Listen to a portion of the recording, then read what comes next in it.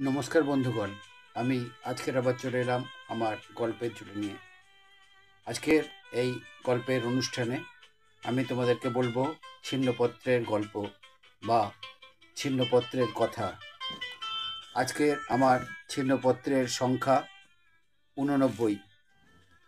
তাহলে চলো বন্ধু, 89তম ছিন্নপত্র শুনে নিই।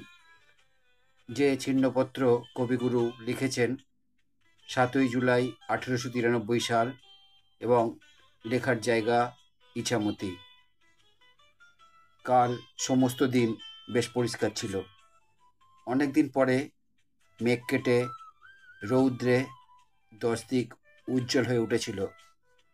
প্রকৃতি যেন স্নানের পর নতুন ধোয়া বাসন্তী রঙের কাপড়টি পরে পরিচ্ছন্ন, প্রসন্ন, প্রফুল্ল মুখে, ভিজে চুলটি মৃদুমন্দ বাতাসে শুকোচ্ছিলেন।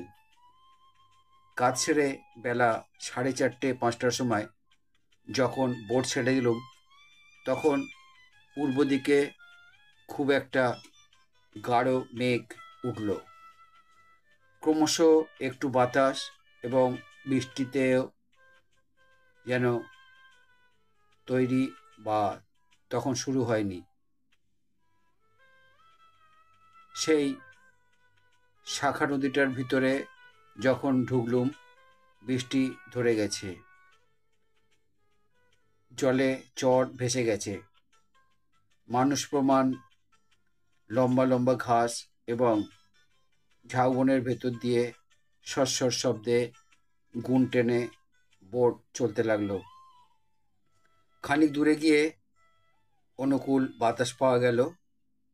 পাল তুলে দিতে বললুম। পাল তুলে দিলে দুদিকে ঢেউ কেটে কল কল শব্দ তুলে বোট সগর্বে চলে যেতে লাগলো। আমি বাইরে চৌকি নিয়ে বসলুম। সেই নিবিড় নীল মেঘের অন্তরালে অর্ধনিমগ্ন জলশূন্য চর এবং পরিপূর্ণ দিগন্ত প্রসারিত নদীর মধ্যে সূর্যাস্ত যে কী জিনিস, সে আমি বর্ণনা করতে চেষ্টা করব না। বিশেষত আকাশের অতি দূর প্রান্তে পদ্মার জলরেখার ঠিক উপরেই মেঘের যেখানে ফাঁক পড়েছে, সেখানটা এমনই অতিমাত্রায় সূক্ষ্মতম, সোনালিতম হয়ে দেখা দিয়েছিল। সেই স্বর্ণপটের উপর সারি সারি লম্বা কৃশ গাছগুলি মাথা এমনই সুকোমল সুনীল রেখায় অঙ্কিত হয়েছিল। প্রকৃতি যেখানে বা সেখানে যেন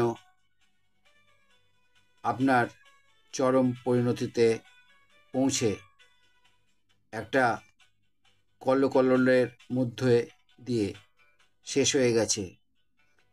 মাঝি জিজ্ঞাসা করলে, পোর্ট চরের কাছাকাছি ঘাটে রাখবো কি? আমি বললুম, না, পদ্মা পেরিয়ে চলো। মাঝি পাড়ি দিলে।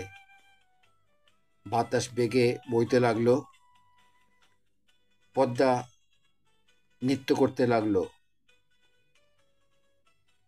পাল ফুলে উঠল। দিনের আলো মিলিয়ে এলো। আকাশের ধারের মেঘগুলি ক্রমে আকাশের মাঝখানে ঘন ঘটা করে জমে গেল। চারদিকে পদ্মার উদ্দাম চঞ্চল জল করতালি দিচ্ছে।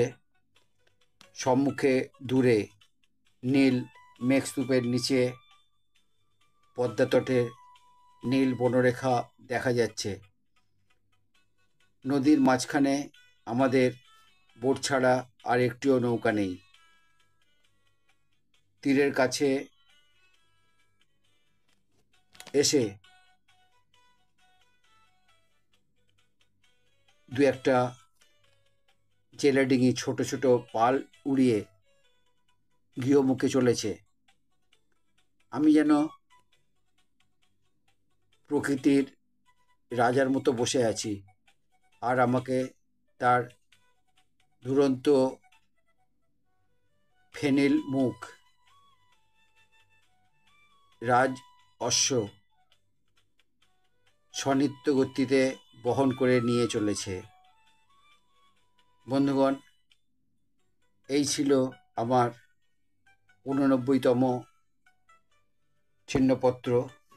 আমার আজকের এই পত্র বা আজকের এই ছিন্নপত্র যদি তোমাদের ভালো লাগে তাহলে আমার চ্যানেলে এসে লাইক, শেয়ার, কমেন্ট করবে। আমার চ্যানেলে নতুন বন্ধু হলে চ্যানেলটি সাবস্ক্রাইব করো। আর নতুন পুরনো সব বন্ধুর কাছেই আমার একান্ত অনুরোধ, আমার চ্যানেলের বেল আইকনটা অন করে রেখো। তা না হলে আমার পাঠানো সমস্ত গল্প, সমস্ত প্রোগ্রাম খুব সহজে তোমাদের কাছে পৌঁছাতে পারবে না। তাই অবশ্যই বেল আইকনটা অন করে রাখবে। আবার নতুন গল্প নিয়ে, নতুন ভিডিও নিয়ে, নতুন ছিন্নপত্র নিয়ে আমি তোমাদের কাছে ফিরে আসব। বিদায় বন্ধু, নমস্কার।